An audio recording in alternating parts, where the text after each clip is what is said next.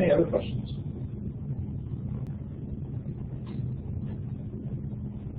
All right, let's move on into other aspects of practice. Let's talk a little bit about some of the changes to worship that took place. By the later part of the 4th century into the 5th century, often the practices of spirituality of monks would extend out and influence the worship practices of Christians in the mainstream church, particularly influencing things like the liturgy, the style or pattern of worship. Things like the chanting of psalms became a part of worship practices of a lot of people. By the latter part of the 4th century, you begin to see fixed liturgies. Now, these liturgies often varied depending on region, depending on languages used in those regions. And so you would have like a set of liturgical families, I think is a term that Ferguson uses, where you have 4 or 5 in the east, a couple in the west, that will, again, also will become more fixed throughout the Middle Ages.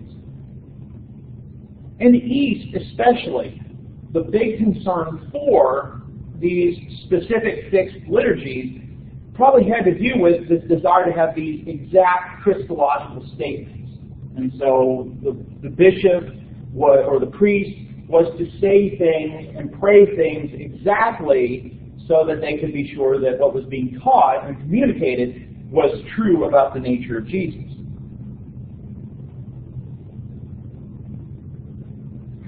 There were differences, of course, between East and West due to language, the Latin being the language of the Western liturgy. The West, however, the East, however, tended to encourage the vernacular. So whatever region you were in, that would be the language that would be used. So Syriac, Coptic, Armenian, all of those things.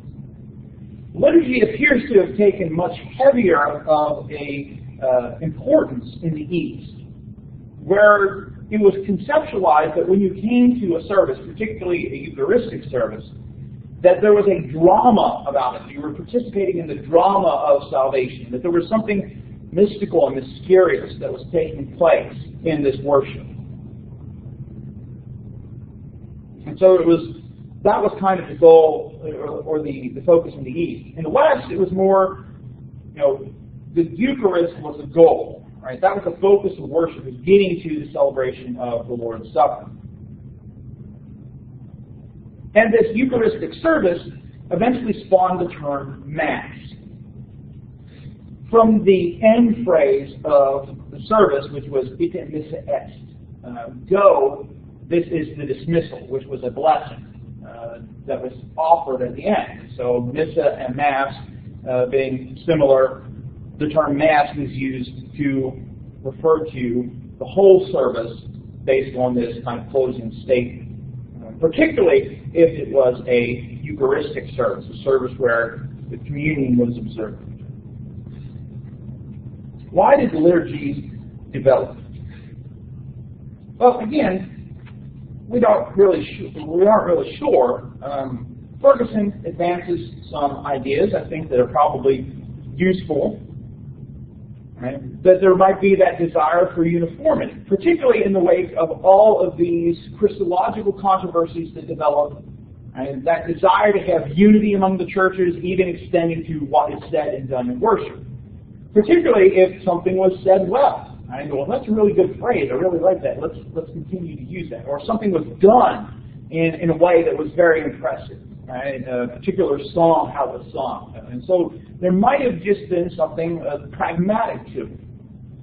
It could be that liturgies developed because there was an influx of priests and bishops who did not have a lot of education, who may have been ordained without having long experience in Christianity. And so the liturgy would be a help to them so that they don't say or do anything that would be inappropriate. It could be, as Ferguson suggests, maybe the influence of the apostolic tradition, which would tend to be more conservative.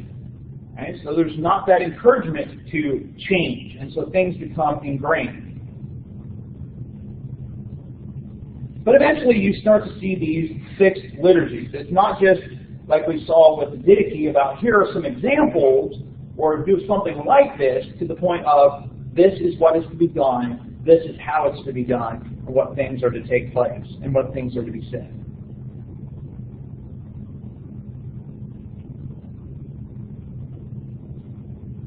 There are also some changes taking place with respect to church structure.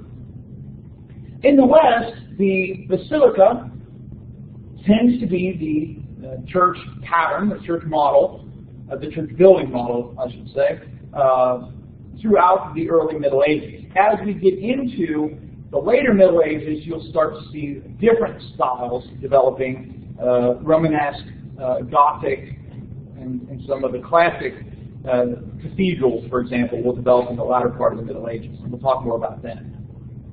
In the East, however, because of the fact that you're still a part of the empire, especially when you were in a prominent city, church buildings tended to be more important, more prominent, central in the city. These vaulted buildings, often the emphasis on planning. Example of this would be the Hagia Sophia, or the Church of Holy Wisdom. Appears to have been built by Constantius, one of the sons of Constantine, around the year 360, and was originally just known as the Great Church due to its size. The Great Church was basically a basilica. If you remember, basilicas were just Roman public buildings that had been converted. And so as other church buildings were built, they've just been modeled on this style. The Great Church was burned down in 404 during a riot after John Chrysostom had been exiled. If you remember, right, the empress wanted to get him out. The Bishop of Alexandria helps her. He's exiled. The people are furious. Right? And so in the midst of all this, the Great Church was burnt down. It was rebuilt by Theodosius II, this time also a basilica, but then was demolished again during a riot during the 5th year of Justinian's reign. A couple months after it is demolished, Justinian orders a new church to be rebuilt there, and it takes 5 years for it to be completed. Upon its completion, Justinian is rumored to have said, Solomon I beat you. And so that it's meant to be grander than Solomon's temple. The Hagia Sophia is a complex of basilicas with a central dome that includes mosaics, marble, grand pillars, and it's a very luxurious in style. Some of the pillars are said to have been from the Temple of Artemis in Ephesus, which was one of the wonders of the ancient world. The church became very important during the imperial period. Emperors would be crowned in the church, suggesting the connection between church and state. It would eventually be damaged during the Crusades. And when the Muslims took over, it was renovated into a mosque. Right now, it's a museum. Now, I'll show you a couple pictures from the area. Hagia Sophia looks very similar to another building also in Istanbul, known as the Blue Mosque. But these towers, or minarets, were added after the Muslim conquest, so were not part of the original structure. This is another picture of what's now a museum in the city of Istanbul now.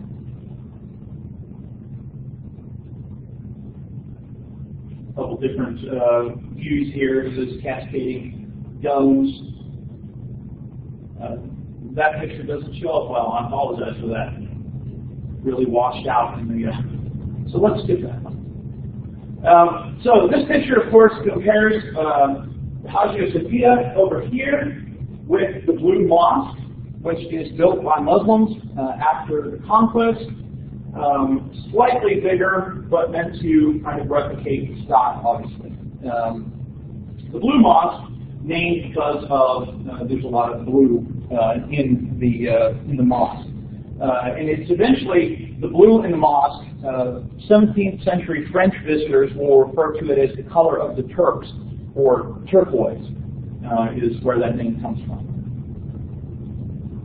Just another kind of view of the skyline of Istanbul. Leads us into another issue that develops during the early Middle Ages related to church art, particularly the use of images, or what become known as icons. Now, we've already talked about church art in the previous centuries that we've looked at. And it starts in the catacombs, eventually is made its way into houses by the 4th century. Mosaics, sarcophagi, statues, gold overlays, images, all of these have become a part of Christian practice. But this development is not without controversy. Surprise, surprise.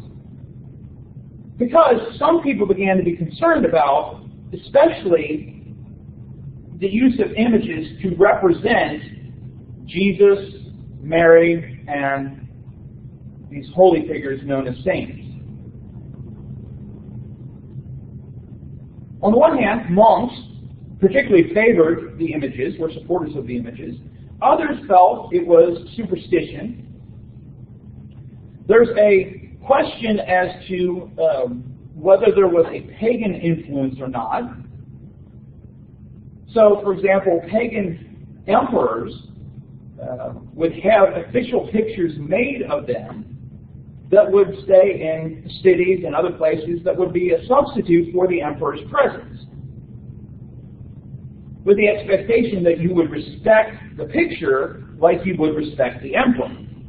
Right? Bowing down before it, lighting incense to it, carrying these pictures in a very solemn type of procession. But eventually this works itself into Christianity as well.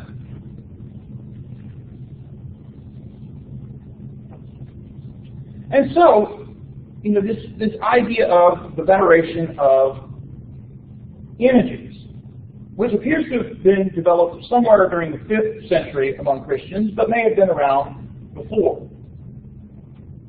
The decision of the Council of Constantinople, that third council that we talked about, addressed this use, particularly the use of icons in churches. So the council decides that Christ could be depicted in human form. But not only that, could only be depicted in human form. Now, previous examples, or previous artwork had depicted Christ as a vine, right? From John 15, I'm the vine and you are the branches. It pictured him as a lamb, right? The Lamb of God. And so the third council decides no more. Christ can only be depicted as a human being. And so this controversy develops in the East over these icons. An icon was an image of a saint or Mary or Jesus, usually painted on a piece of wood.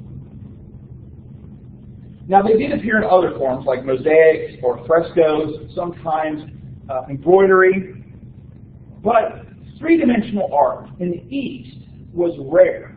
It wasn't as much a part of Christian art in the East. For many people, the icon represented spiritual power and was a concrete representation of it. Now they would say, any prayers addressed to the icon are addressed to the person or the power behind the icon, not the image itself. But there were others, the way they talked, who seemed to believe that the icon itself, this piece of wood with a picture painted on it, was representative of that, or that it had power itself.